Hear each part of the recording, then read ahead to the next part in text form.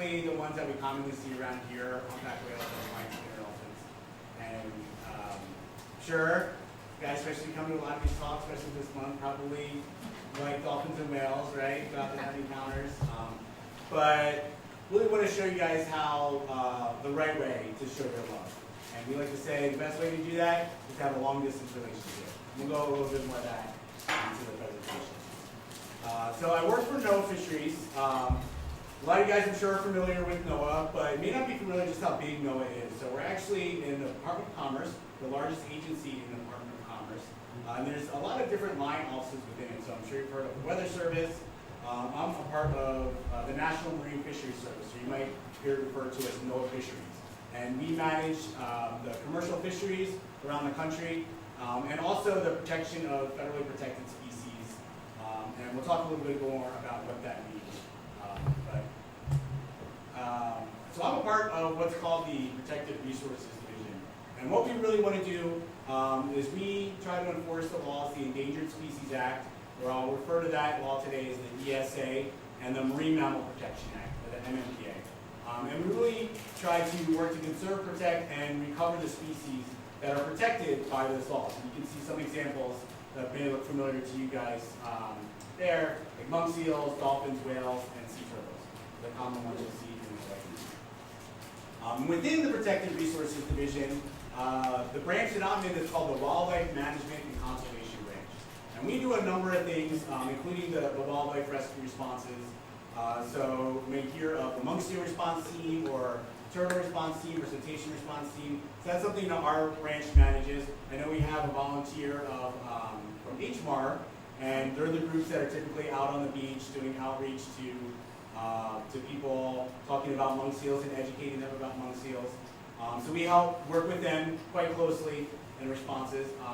But really what our main job is to try and reduce adverse human and wildlife encounters. So really try to help figure out how to behave safely around these animals so that you're not hurting yourself and you're not hurting the animals as well.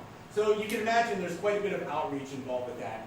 And doing things like this, coming out, doing talks, going to events, and really trying to get the message out to the public on how to behave appropriately around these animals. So you have this idea of wildlife management, right? You guys, if you come to the last few talks that were here, they kind of got into the research.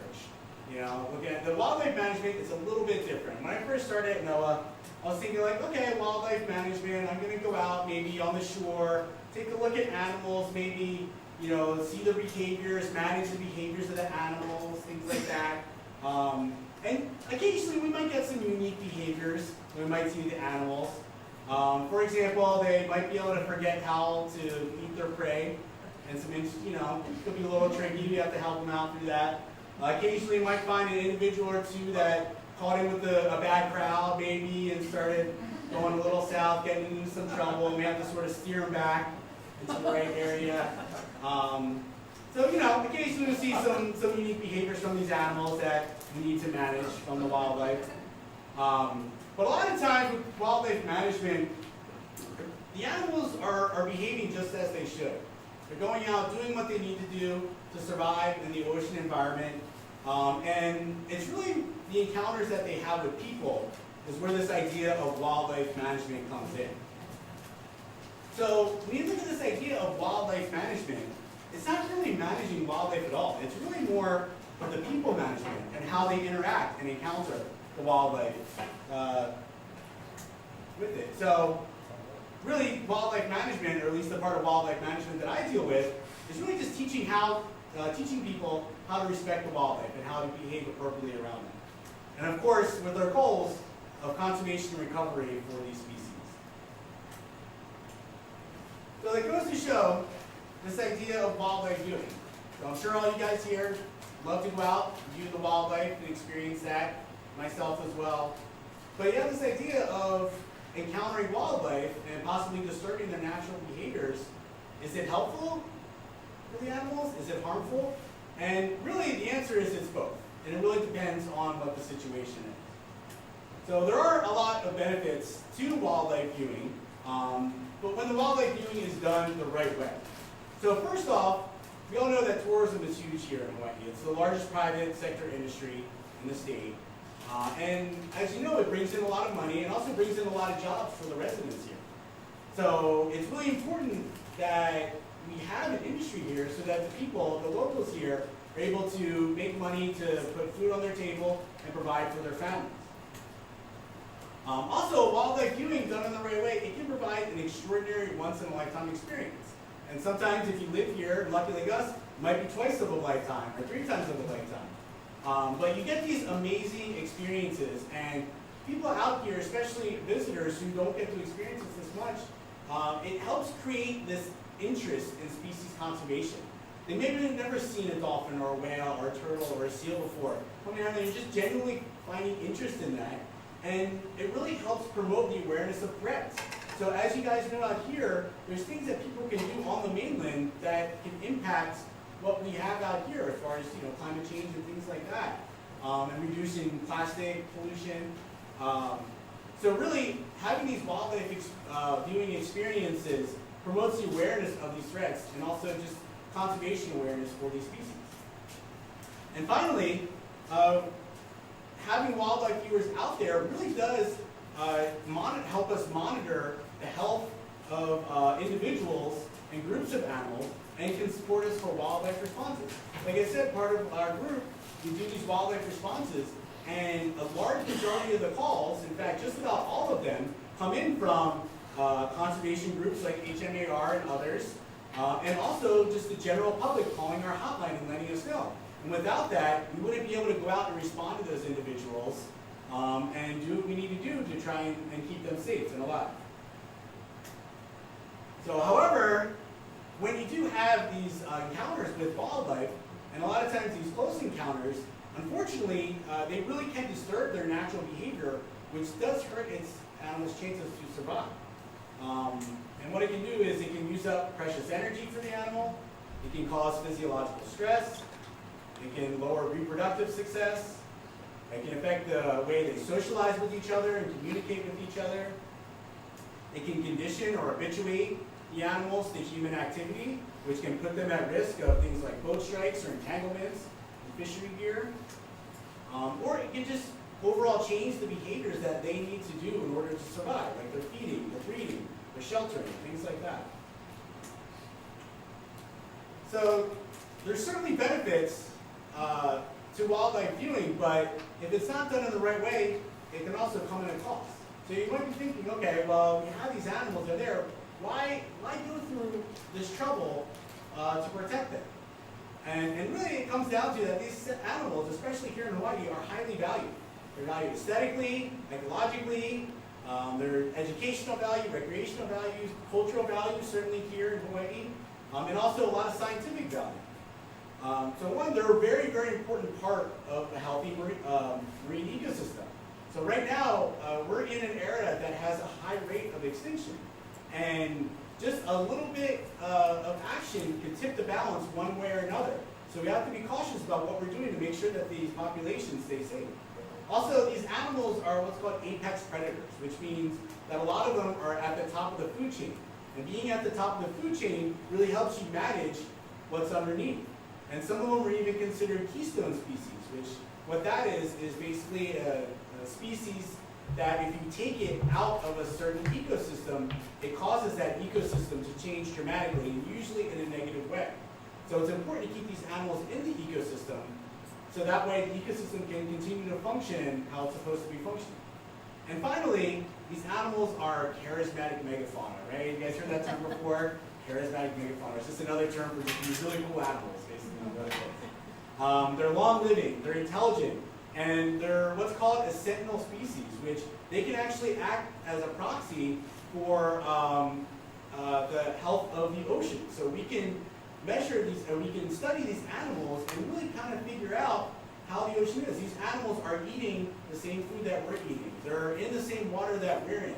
So doing scientific research on them, we can really figure out the health of the oceans, how it's doing, and also how that can impact us and how we use the ocean as well. And finally, a lot of these threats that these animals face are man-made. So really, in a sense, humans kind of put a lot of these animals in this such situation. And we want to make sure that these animals are still alive and still thriving for our lifetime, for our kids' lifetimes, and for generations to come. So as I'm going along here, guys, if you have any questions or anything, we have kind of a small group, so feel free to just raise your hand, let me know. Awesome. So, now we have an idea of why we want to protect these animals. I'm going to go into some detail on the laws that protect them. But before we do that, I just want to go through a quick civics lesson. And I promise you, I'll try not to bore you. It'll be very fast. And to look at how these animals are protected, you really need to understand what the difference is between a law, a regulation, and a guideline. A lot of times these three terms sort of get bunched together, but there really are distinct differences in between them. And it's much easier to understand the policies that protect these animals when you understand the differences between them. So first off, we have laws. The laws are the foundation of our legal system. For federal laws, they're the ones that are written and passed by Congress. They're signed by the president. Usually they're kind of more general, more all-encompassing of all citizens of the U.S. or U.S. jurisdiction. So examples of laws in the wildlife conservation sense are the Endangered Species Act and the Marine Mammal Protection Act. We'll go into a little bit more detail about those. But then you have regulations. So what regulations are? They're actually extensions of laws that are implemented by government agencies like NOAA, for example. So they're not laws per se, but what they do is they help make laws more specific, or they might help clarify a law for a specific situation. For example, the humpback whale approach rule. We'll go into more detail on humpback whale approach rule, but basically, here in Hawaii, it's illegal to approach a humpback within 100 yards. So that's a regulation that was authorized under the Marine Mammal Protection Act. The Marine Mammal Protection Act says it's illegal to harass marine mammals, very general, right? Any marine mammal, anywhere in U.S. jurisdiction. But we found here in Hawaii that that law, it's illegal to harass marine mammals, just wasn't specific enough. We were still getting a lot of close encounters with the animals that were causing disturbance and could eventually impact the population.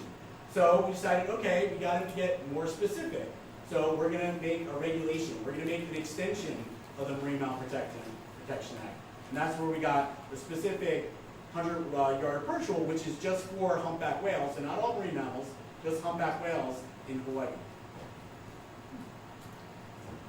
And next, we have guidelines. So guidelines don't have legal standards. They're voluntary standards that help promote compliance and best practices. But where guidelines tie in here is that they're used to help guide the public on how to be compliant with laws and regulations. So in a sense, if you're following the guidelines, you're going to be complying with the laws. I have a question. Yes, sir. If, let's say there's a department, and there's a director of the department, and he writes the regulation based on the law. Now, who writes the guideline? If it's within that same agency, it usually depends on what the agency's protocols are. So it could be something that goes all the way up to the director. It could get approved at a lower level. Again, it depends on how specific you're trying to be. Like, for example, we have wildlife viewing guidelines for the wildlife here in Hawaii. So we approve them at the level of the region, right? So that necessarily doesn't need to go up to our headquarters, for example, for them to get approved, because they're specific to our region. So really it's our regional leadership where that will be. Now, if it was more of a national guideline, then that will probably go up to a higher level at our headquarters at a national level. Yes, sir? A violation of a law is one thing, a violation of regulation might be fine. What's the violation for a guideline? Nothing? Right? Well, no, and that's why it doesn't have any legal standing. But you are putting yourself at risk of violating the law. So the guidelines are there to help guide you to be like, hey, if you do this, you'll be in compliance. If you don't do this, you may not be in compliance. Now, if you violate it, it doesn't necessarily say that that's happening, right? Probably depends on the context of what's going on. But in a sense, if you're following the guidelines, then you should be in compliance or theoretically. Yes, sir? This may be a matter of semantics, but when you say that one of the big problems is if you took that and turned it upside down and you looked at it as a community endeavor, Mhm. You said first the community has kind of self-imposed guidelines that seem to work. Mhm. And they respect the animals and they take care of their environment. And then all of a sudden, other people come along and they don't pay attention to the guidelines, so it kind of moves up the chain a little bit Mhm. to become a regulation, like a county park or something like that. Mhm. And if that still doesn't manage to solve the problem, then it becomes a law. Would you say that's a fair? Well, in order to get a regulation, you need to have a law first. So the regulations are based on a specific law. So for example, with the approach rule, it's authorized under the Marine Mammal Protection Act. So the Marine Mammal Protection Act needs to occur first, and then you can make regulations to help enforce that for specific situations. So there's several regulations that are authorized under the Marine Mammal Protection Act. For example, Alaska also has a 100-yard approach rule for humpback whales. On the east coast of the mainland, they have I think 400 or 300-yard approach rule for right whales. I know there's an approach rule for killer whales in Puget Sound on the west coast of off of Oregon and Washington.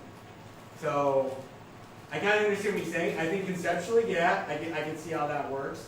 But you definitely need to have a law first in order to authorize a regulation. I've never gotten so many questions on this slide. This is great. Yes, sir. If the restricted regulation on how far you can be from the animal depends on the species of the animal, it makes it very difficult if I'm a boat rider and I can't identify of course I should be smart and just stay away, but I mean, if you got a humpback and I don't know, and you got another kind of whale, they got different distances. It makes it pretty tough. It can, and I think one thing that does make it more simple is that the 100-yard rule is only for humpbacks. It'd be very difficult to mistake a humpback for like a pilot whale even, right? I mean, we're talking size-wise. You know, first thing you usually see from a humpback is the blow. You're not going to see the blow of a pilot whale out in the open ocean. So really, we try to make it as simple as possible. And it isn't always simple, we understand that. But it's 100 yards for the humpback whales, and then for the small whales and the dolphins, it's 50 yards. So it's a little bit different.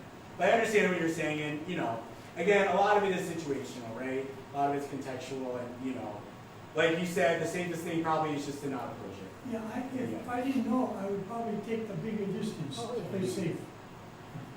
And I wish everyone would do that.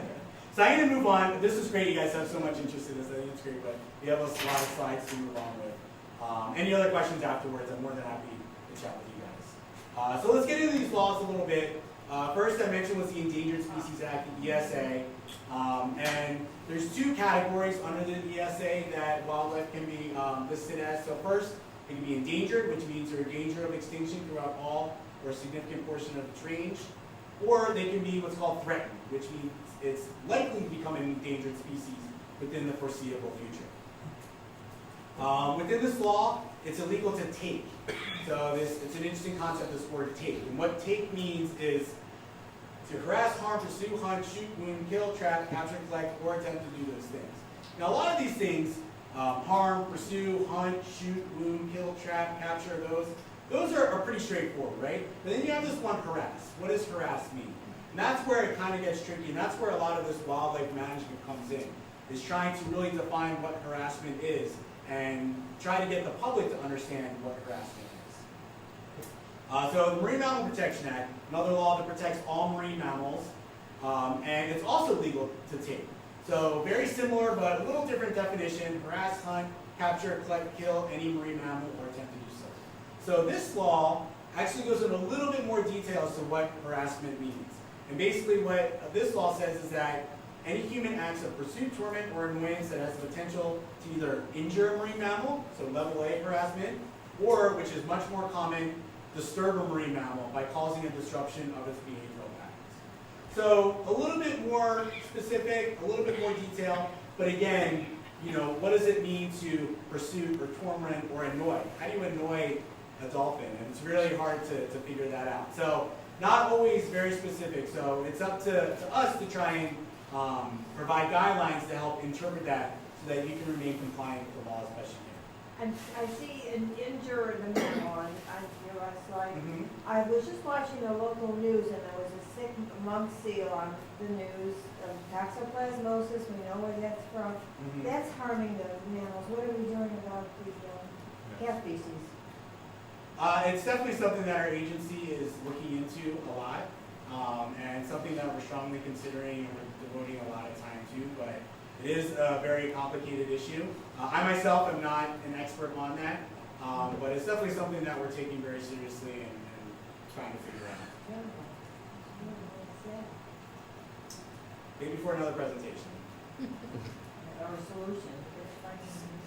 Feral cats. So you can see here that on the left side, the animals that are protected under the ESA, we have our sea turtles, oceanic white-tip sharks, giant manta rays. On the right, we have the MMPA, so all of our marine mammals. But there are some species that do have coverage from both. An example of that is the Hawaiian monk seal and also the main Hawaiian island stock of the false killer whale. Okay, so we'll go a little bit more into detail about the dolphins and whales in Hawaii. So we have lots of dolphins and whales in Hawaiian waters, about 26 different species. So of those, 8 of them are the large whale species, and 18 of them are the small whale or dolphin species. You see some of them listed there, not all 26 of them are there, but those are probably, I would say, maybe the most commonly ones that are seen in Hawaiian waters. But we're going to get even more specific and talk about certainly one of my favorites, if you haven't seen my shirt, the humpback whale. We'll start off with that. The humpback whale, scientific name Megaptera novaanguli. Bonus points, does anyone know what that means in Latin? Any guesses? That means giant winged New Englander. Megaptera, giant winged novaanguli. That's a huge pectoral fins. So they're protected under the Marine Mammal Protection Act. And as I'm sure a lot of you know, they migrate down from Alaska, which is their feeding grounds, every year to Hawaii in the winter, which is their breeding ground. So they mate, they have their calves, take care of their calves. Estimate about 10 to 12,000 individuals in Hawaii. Do have to admit that that information is a bit outdated, so not super confident on that, but that's probably our best projection at the moment. They feed mostly on krill. Krill, little crustaceans, shrimp-like crustaceans that you find in colder waters, which means you don't find a lot of them down here in Hawaii. The humpback whales, when they come down here, they actually fast and lose quite a bit of weight. Females, for example, they can actually lose up to a third of their body weight sometimes coming down here and having their calves and making the long journey back up to Hawaii before they actually start eating again. How long is, what's the length of the krill? Length of the krill? I mean, some of them can be microscopic. The biggest ones, a few millimeters, yeah. Yeah, so you can imagine how much they need to eat, right, these massive animals.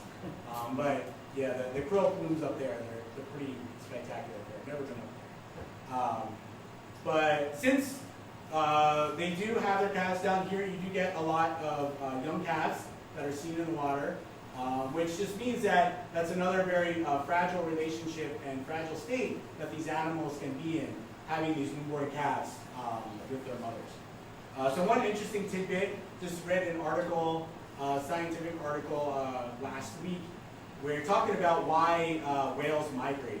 And this one focused on killer whales, but they think that maybe some of the other large whales who migrate these long distances may have the same. So one of the theories are that they do that to have their calves in warmer water, so it's a much nicer temperature for their calves. Also, there aren't predators down here like orcas that can get the calves. So that's kind of one of the leading theories. But this paper actually suggests that it could be that they come down here so they can help shed their outer skin. That because they don't have a lot of circulation up north of their outer skin, that they get this buildup of dead skin, so they come down into warmer waters where it's easier to shed their skin. Again, this is just one research paper, one research that is suggesting it, but I thought it was pretty interesting, and I'm sure we'll probably get a little more information as time goes on. So these guys are actually no longer listed under the ESA. For many years, they were one of the first species that were listed, and in 2016, they did a global relisting of humpbacks across the globe. And they actually, instead of listing them as a global species, they split them up into what's called distinct population segments, so different populations around the world. You can see there's 14 of them there, depending on their breeding grounds. So of the 14, 4 of the populations were listed as endangered, and then 1 was listed as threatened. So that's 5 of them. As for the other 9, they felt that they were recovered, and so they're no longer warrant a listing under the Endangered Species Act, which is great news. Now, it does show that the animals aren't listed under the ESA, but they're still protected under the Marine Mammal Protection Act. So it's still illegal to harass them or harm them or hunt them or anything like that as far as what the U.S. has jurisdiction. Yes, sir. I saw some kind of film on TV in Mexico. The tourists come into that Cortez Bay or whatever See it is. Cortez? They go right up to the whale and let them touch it. They got different laws in Mexico. I think it's a gray whale that they do, but yes, that would not fly here in the United States. Yeah. And I'm not sure if Mexico has laws that protect the marine mammals. I know there's certainly other countries like Australia, New Zealand, and some European countries that do, but I don't know if Mexico does. Yeah. Would not recommend doing that here in Hawaii. So even though these guys have theoretically recovered, they do still have some threats for survival. So it's really important for us to stay vigilant and to really monitor these populations so we know that they don't drop down to dangerous levels again. You can see there are a couple natural threats they have, like predation, diseases, or biotoxins, but a lot of these are man-made and potentially under our control, our meaning human beings, our control to do. So a little bit about humpback whales. I'm not sure how familiar you guys are with them, so hopefully you'll find out something new, but I apologize if you already know this information. But if you're out in the water and you see humpback whales, a lot of times these guys, they don't travel in large pods like other cetaceans do, other dolphins and whales do. So you might see it could be an individual, it might be a small group. You might see a mom and calf pair, like I mentioned before.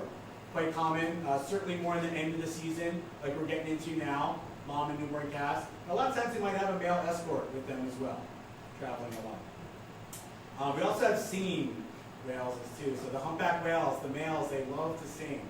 And we're not certain why they sing. We think that because males do it and they do it down here in their breeding grounds, it has something to do with reproduction. But it's really cool being out in the water and hearing that. Has anyone heard the humpback whale singing? I think we might have a volunteer in the back who said they wanted to do a song. No? No? Okay, not tonight. But yeah, so if you're ever out in the water, especially this time of year, sometimes you might have to dive down a little deep to hear them. But it's really cool. You'll kind of know what it is when you hear it. Sort of this high-pitched, squealing, moaning type noises, and occasionally like some kind of clicking, clucking type noises. It's really cool. And occasionally, if you're really lucky out in the water, you might see a pod of competing males. So these are a group of males, could be 2, could be several, that are trying to vie the attention of a female. Sometimes they'll be in pursuit of a female, maybe a couple hundred yards ahead. And this is where you get a lot of action, a lot of surface action out there, a lot of splashing and jumping, and really cool. So when you see a group of whales, you'll probably see some of these more natural behaviors out there. So the first thing that you typically see is what we call a blow, a spout, a breath, but it's a big plume of mist that comes out of the whale when they come up to breathe. And the whale itself isn't exhaling water, it's actually water that's sitting on the blowhole, and the whale is exhaling air, turning it into a mist. You could see what's called a fluke up dive, or a tail dive, and that's definitely a great photo op. Unfortunately with that, it usually means that the whale's diving down pretty deep underwater. You might not see it for a couple minutes. We call this a fluke up dive. You could see a fin or a fluke slap. So the fluke is the tail of the whale. You might see that on the water. A lot of times, if they're trying to get maybe the attention of a female, or it could be competing males, be slapping around, splashing around the water. And you can do what's called a spy hop. That's when the whale pops its head up, takes a look to see what's going on above the water. You would also call it a peduncle slap. So peduncle, is that a real word? Doesn't even look good. No, peduncle is actually, it's a part of the whale that connects the whale's body to the fluke or the tail. And they literally bring their whole tail out of the water and can whip it around. Call it a peduncle slap or a tail whip. They can do a behavior called logging, which means they're kind of just sitting up at the surface. Now typically, if you see a female and a calf, it's where you'll see logging. A lot of times,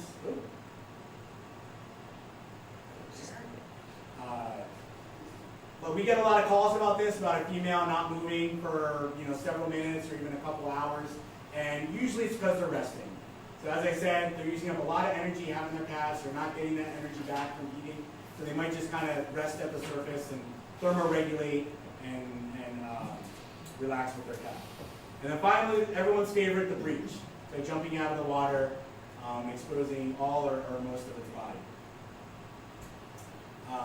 So I have natural behaviors here, and these are all natural behaviors, but a lot of these behaviors can also be caused when the animals are disturbed. It could be disturbed maybe by a pod of competing whales, it could be disturbed by maybe a predator, or it could be disturbed by humans as well, by boats or other people in the water. So even though in most sense these are more natural behaviors, these can lead to disturbance behaviors. And there are quite a few others that the whales could exhibit if they're agitated or disturbed. And that can include rapid changes in swimming speed or direction, erratic swimming patterns, escape tactics like prolonged diving or blowing bubbles underwater, maybe diving underwater and changing its course, or just swimming away from you at the surface. Female attempting to shield its calf. Again, we have a lot of females and calves in the water. Or sudden stop in important behaviors like breeding, nursing, feeding, or resting. So when you see behaviors like this, a lot of times, especially if there's human activity around, it's a good indication of disturbance. Oh, sorry, and also abandonment of frequently areas. Previously frequently areas. So, in a sense, if you love humpback whales, try a long distance relationship. Right? We don't want to disturb them when we're out there. We want to keep our distance. We want to stay about 100 yards away. 100 yards, you guys are football fans, it's about the size of a football field, which might seem long, it looks kind of long on TV, but when you're out in the water, if you're a boater, 100 yards isn't really that far. So you can still get a good look at the whales, be able to enjoy that experience, giving them 100 yards. So as we talked about before, it's illegal to approach them within 100 yards by any means, and that can be by boat, that can be by kayak, that can be by swimmer, that can be by drone as well. Or really any other options. So it does happen quite a bit. You could be approached by a whale. The best thing to do if that happens is to put your boat in neutral. So you don't want to follow the whale, you don't want to try to interact with the whale, and then when it's safe to do so, try to move slowly and cautiously away. And finally, especially during whale season, it's really important to keep a sharp lookout. So if you can have someone out there who is looking for whales and other animals and wildlife out there, you want to watch your speed, and you want to warn other vessels. Unfortunately, every year we have vessel strikes that injure and possibly even kill the whales, and also endanger yourself as well. These animals are very large. They're 45 tons, 40 plus feet long. If you hit them with your boat, you can cause some serious damage and also injuries as well. Any questions on humpback whales before I start talking about spinner dolphins? How much time do you have? I did. Alright, awesome. All right, let's talk a little bit about spinner dolphins. These guys are also protected under the Marine Mammal Protection Act. They eat fish, squid, and shrimp from the mesopelagic zone, which is a zone that's offshore where these animals during the day go deep underwater and then at night rise up closer to the surface. They eat about 1 to 4 prey items per minute, so they are pretty voracious eaters. And they can be identified by a number of ways. One, they're pretty small, about the size of a person, 5 to 6 feet tall, long, 100, 150 pounds. They have that tri-colored pattern where they have the dark cape, the lighter side, and then the light gray or even white underbelly. And they spin. A lot of times, a lot of the surface behavior you see from them, you see them spinning out of the water. So for a long time, we thought that the spinner dolphins around Hawaii came from one population, but they're actually from 6 different island-associated stocks. And the way we found that out is through genetic studies. So we have 6 genetically distinct island-associated stocks. So there's 3 that are in the main Hawaiian Islands. There's one in Hawaii and Ni'iau, one in Oahu in the 4 Islands region, the Maui Nui waters, and then another one around Hawaii Island. So these animals, at least not often, don't interbreed with each other. And because they're smaller stocks, it actually makes them a bit more vulnerable to the threats that they might have in other environments. Speaking of threats, because they're a smaller population, they're much more vulnerable to threats and risks. And then there's also stocks out in the northwest Hawaiian Islands. You have one in Kure Midway Atoll, Pearl and Hermes Reef, and then there's also a pelagic stock that usually stays farther offshore. These guys also have several threats to survival, and again, a few of them are natural, predators or aggressive behavior from other marine mammals, infectious diseases, but then several are man-made as well, and some that we potentially can try to mitigate. These guys have a very unique daily schedule. So at night, they actually go far offshore to hunt. So they're nocturnal, and they like to hunt in these big coordinated efforts. So they get in these big pods, and they work together and hunt together. Because again, they're eating a lot of food, so they have to work together to try and get at this food. And then during the day, they actually come closer to shore.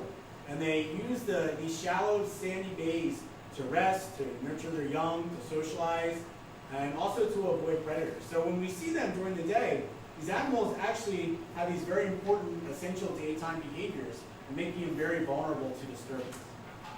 I have a question. Yes, sir. The dolphin, when they come close to shore, they're resting. I'm assuming I can use the word, they can sleep? They can, and in a sense they are sleeping in the way dolphins sleep. Yeah, The reason why I don't say sleep often is because people, when they think dolphins are sleeping, they think they sleep the same way people sleep.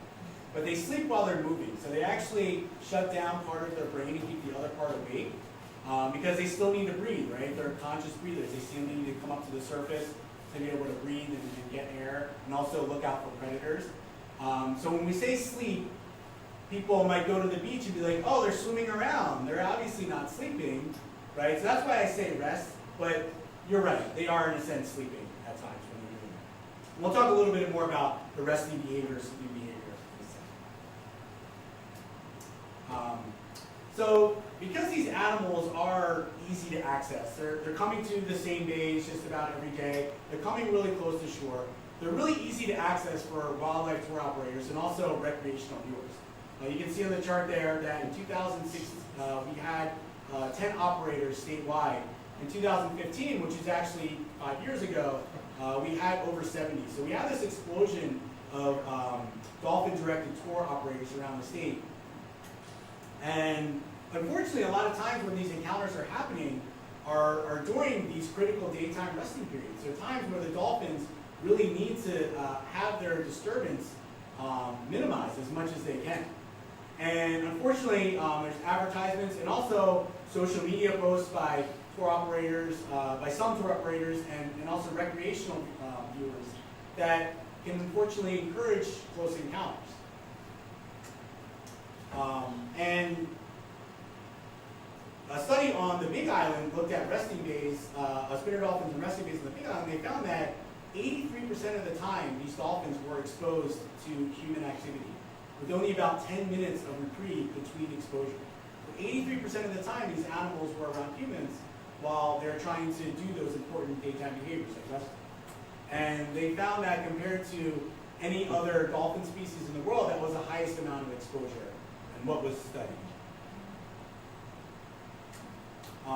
So I think, needless to say, we are seeing some impacts to the dolphins. And I'm not going to go through all these here, but these are just one of several studies that researchers have done looking at how these animals can be impacted by having these constant, close encounters with humans. Now, why do they spin? I'm sorry? Why do they spin? So they think it's for several reasons. One, they occasionally get remoras or other parasitic fish that can attach to them, and they can spin to try and detach them. A lot of researchers think it's a form of communication for them as well. So they could be communicating to the pod. It could be communicating to a mate. It could be used as a form of navigation as well, trying to direct the pod to go to a certain location. Or sometimes it could be a sign of disturbance as well, depending on the context.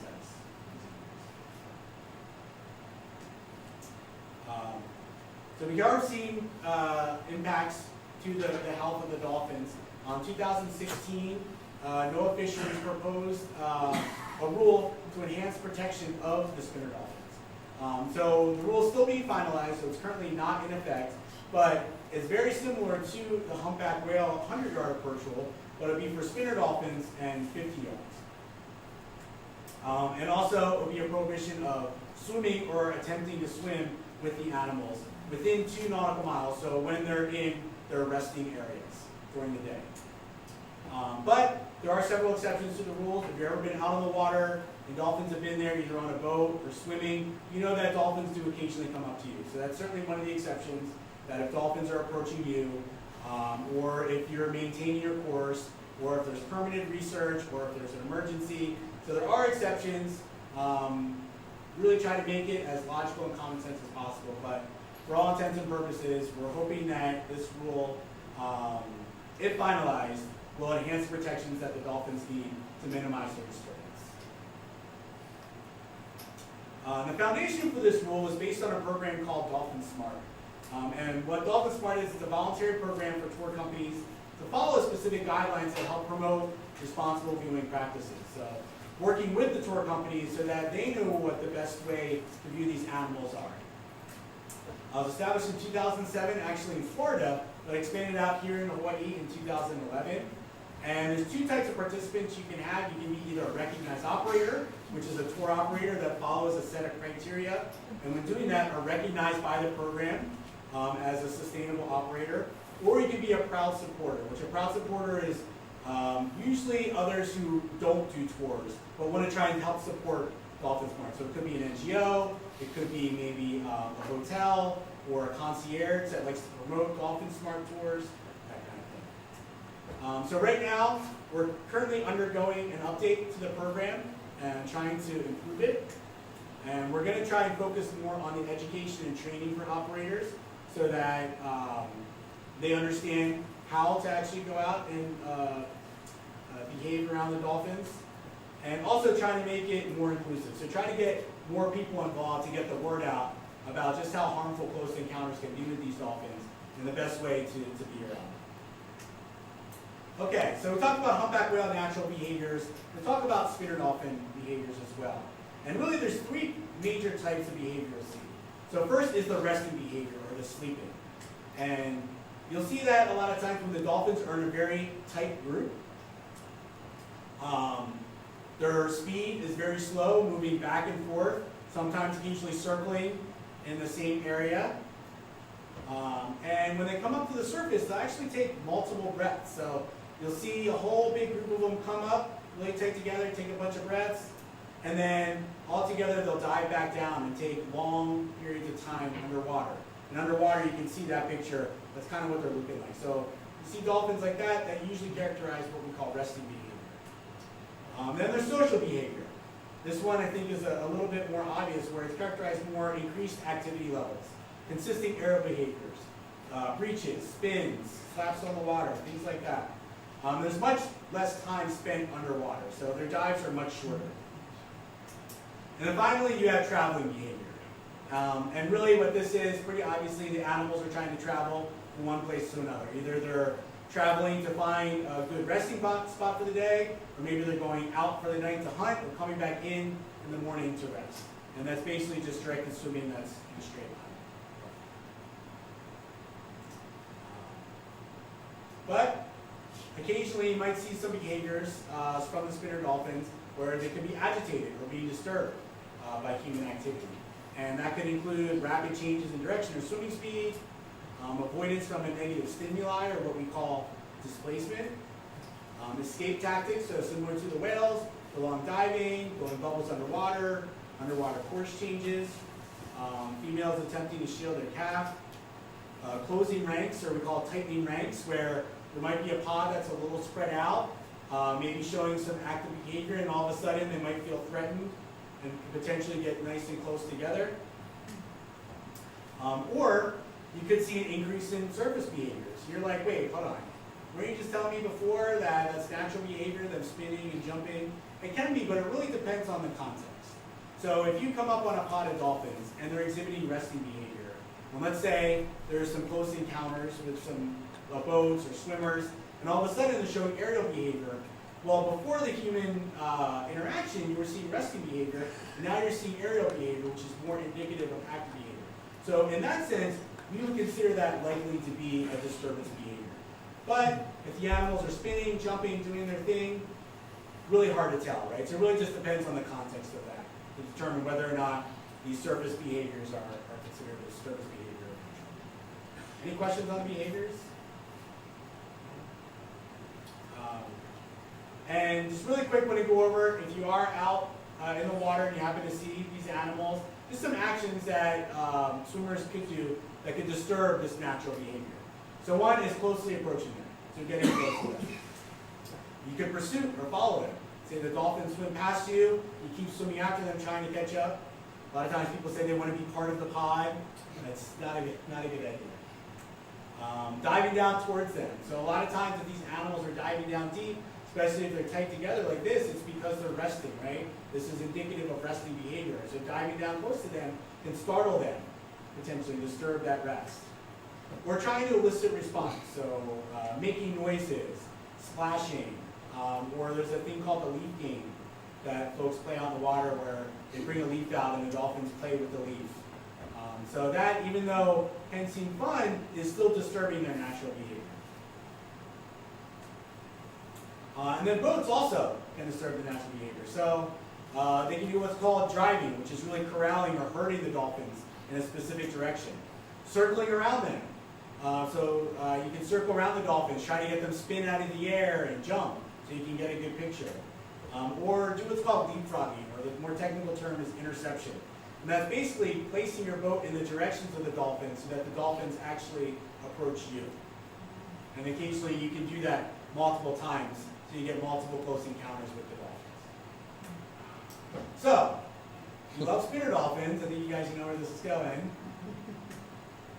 Try a long distance relationship. So you want to stay 50 yards away is our recommendation, is our guidelines for the dolphins. So 50 yards away, just to put that in context, it's about the length of 3 large buses. So 3 tour buses on the island is about 50 yards.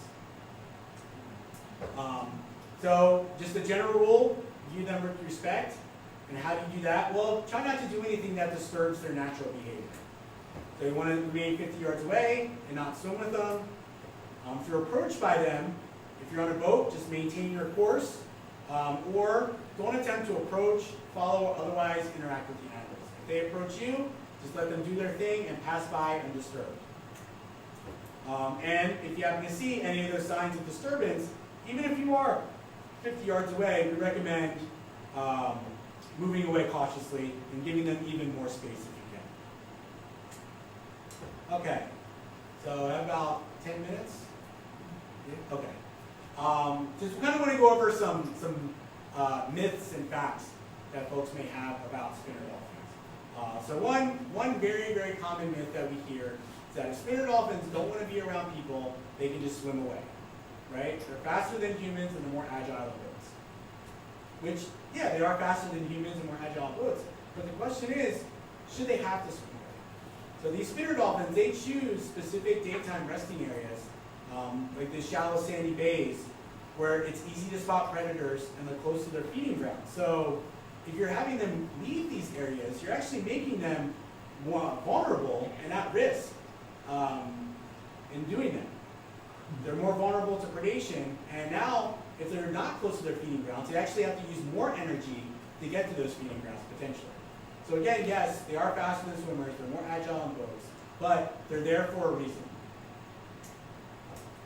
Myth 2. So spinner dolphins like to swim and play with us in the water. It's okay to interact with dolphins because it's their choice. Well, like people, spinner dolphins don't always make healthy choices. So, for example, if you have a young kid who likes to play video games with his friends, you know, it could be his choice to stay up all night and play video games, right? With his friends. Is he going to function well the next morning at school? No. So just because they choose to do it or can't do it doesn't mean it's healthy. And it's not our right to put them in that situation for that choice. They're using up the energy that these guys need to survive when they're doing it. Again, even if they're not resting, they're socializing, they're communicating with each other, they're trying to care for their young, they're looking out for predators. So they need every ounce of energy they can to survive. And a lot of times, what people might think is playful behavior really is actually disturbance. So just because they choose to interact with us does not mean it's good for them. Myth number 3. It's not harmful to spinner dolphins if only one person or a small group interacts with dolphins for a short time. So spinner dolphins are under intense viewing pressure in Hawaii. So I showed you that chart before where you have over 70 dolphin-directed tours out on throughout the state. That doesn't include recreational swimmers or other boats that might be out on the water as well. So these guys are constantly under viewing pressure. And any disturbance in their natural behavior can be harmful, no matter when it is or how many it is. So even brief encounters with these animals can add up and can disrupt their important resting, socializing, and nurturing behavior. So the best way to view and respect the dolphins is to stay back 50 yards. So I always like to end presentations on a slide like this. How can you help? People always say, how can I help? What can I do? Well, first is responsible wildlife viewing. View wildlife with respect. To follow the guidelines that we have, you can see added turtles and monk seals up there as far as viewing distances, and that's a great start. If you can't remember anything, remember the viewing distances. 10 feet for turtles, 50 feet for monk seals, and for both of them, that's onshore in the water. And then for dolphins and whales, who hopefully aren't on the shore, 50 yards for dolphins and whales, and 100 yards for humpback whales. And really just don't do anything to disturb their normal behavior, like approaching or following. I like to tell people, if you're out viewing these animals, you want to be a wildlife viewing ninja. You do not want the animals to know that you're there. That's the best way to do it. And if they approach you, don't try to interact with them, don't try to follow them, don't try to elicit a response from them. Just allow them to pass undisturbed and do their thing. Trust me, it's a much more incredible experience if something approaches you, it gets close to you, and you have that experience, and they leave you knowing that feeling that you did not hurt or harm that animal. It is such a better feeling. And you can be a responsible wildlife steward. So what does that mean? Teach others how to review responsibly. Tell your friends, tell your family. Tell people on the street, out in the water, hey, you know what? The best way to respect these animals, maybe you want to give them some distance. Tell them about the NOAA viewing guidelines that we have. And finally, help us by reporting harassment or emergencies. And you can do that by sending photos or videos to that website or that email address, and I'll put that back up again in just a second. Or if it's an emergency, you can call our hotline. Hotline statewide. It's for any of those protected species up there. Just give it a call, follow the menu, and they'll get you directly to a responder. So, in closing, you don't want to be that person that gets too close and harms the animals. For a real wildlife lover, you respect the wildlife. Give them space, minimize disturbance, and that way you can keep them wild.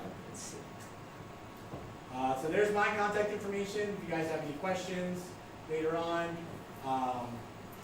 there's those numbers again, the hotline on the right, and then respectwildlife@noaa.gov is the email.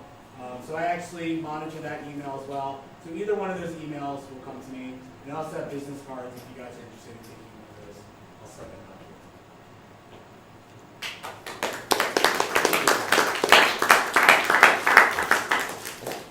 Any questions?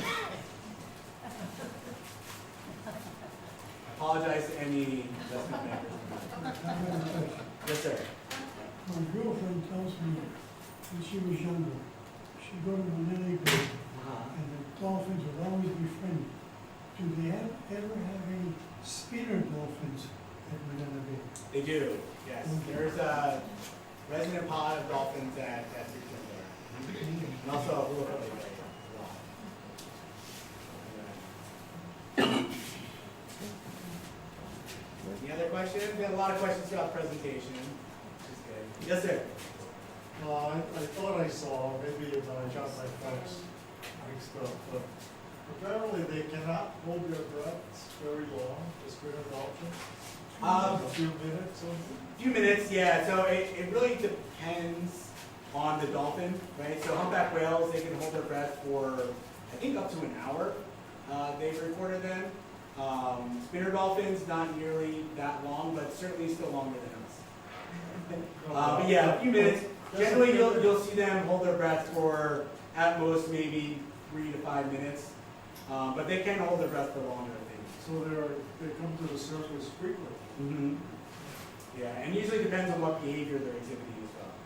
Yes, sir. Fair follow up to his question. Do the spinner dolphins lower? Log? Yeah, like the whales. Typically not, no. So they do more of a milling when they're resting, so you'll sort of see them usually in a tighter group, a lot of times going back in circles, or going circles around a bay, or maybe sort of back and forth along the coast. But they're typically always moving. So if you're seeing logging spinner dolphins, it might be because they're sick or injured. But there are other dolphin species like pilot whales, for example, that will log while they're resting. So you could see those. They're the bigger black dolphins that you might see out in the water.